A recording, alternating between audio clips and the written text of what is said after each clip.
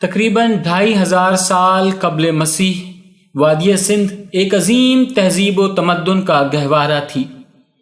اس وادی میں ایک مستحکم حکومت قائم تھی۔ یہ وادی صدیوں سے مضبوط چلی آ رہی تھی۔ تب موہنجو داڑو کو سندھ کے دارالخلافہ کی حیثیت حاصل تھی۔ موہنجو داڑو کا زوال کیسے ہوا یہ اب تک ایک راز تھا، مگر ایک تازہ ترین تحقیق نے اس راز پر سے پردہ اٹھا دیا ہے۔ اتنی جدید تہذیب کس طرح زوال پذیر ہوئی اور وہ کیا اسباب تھے، یہ سب جاننے کے لیے ویڈیو کے آخر تک آپ میرے ساتھ رہیے گا۔ موہنجو داڑو وادی سندھ کی قدیم تہذیب کا ایک اہم مرکز تھا۔ یہ لاڑکانہ سے 20 کلومیٹر دور اور سکھر سے 80 کلومیٹر جنوب مغرب میں واقع ہے۔ یہ ہڑپا سے 686 میل دور ہے۔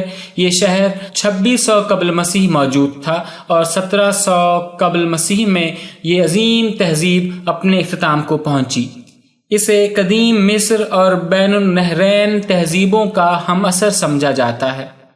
1980 میں اسے یونیسکو نے عالمی ورثہ قرار دیا تھا۔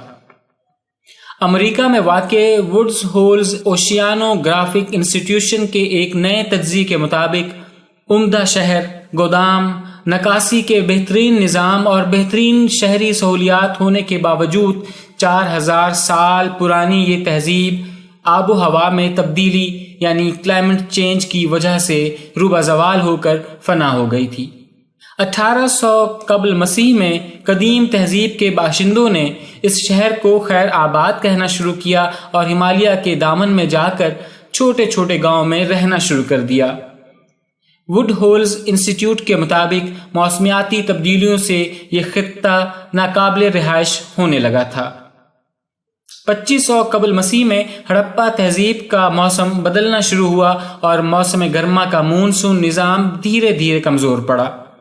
زراعت مشکل ہو گئی اور غلہ بانی بھی کم ہوتی گئی اور یوں یہ عظیم تہذیب بھی اپنے اختتام کو پہنچی۔ اس ضمن میں ووڈز ہولز اوشیانوگرافک انسٹیٹیوشن کے ارضیات دان ڈاکٹر لائیویو گایوسن اور ان کے ساتھیوں نے اس پر تحقیق کر کے مقالہ شائع کیا ہے، جو 13 نومبر 2018 کے کلائمیٹ آف دی پاسٹ نامی جرنل میں شائع ہوا ہے۔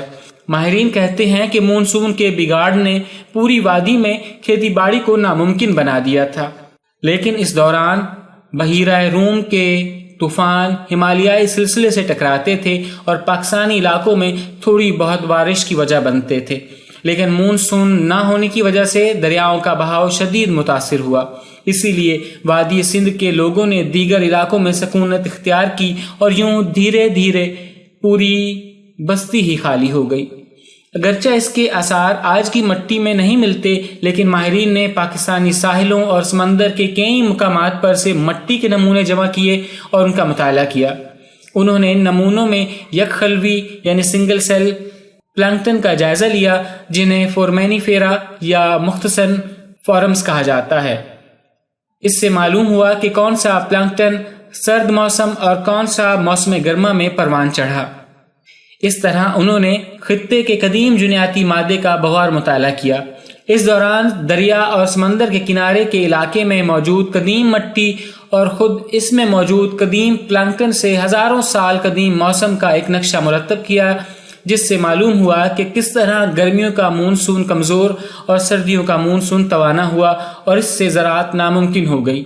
اگلے مرحلے میں لوگوں نے ماضی کے ان عظیم شہروں کو چھوڑنا شروع کیا اور یوں وہ کئی صدیوں میں تتر بتر ہو کر علاقے کے دیگر مقامات پر منتقل ہو گئے اور یوں یہ موہنجو داڑو اور ہڑپا ویران ہوتے چلے گئے۔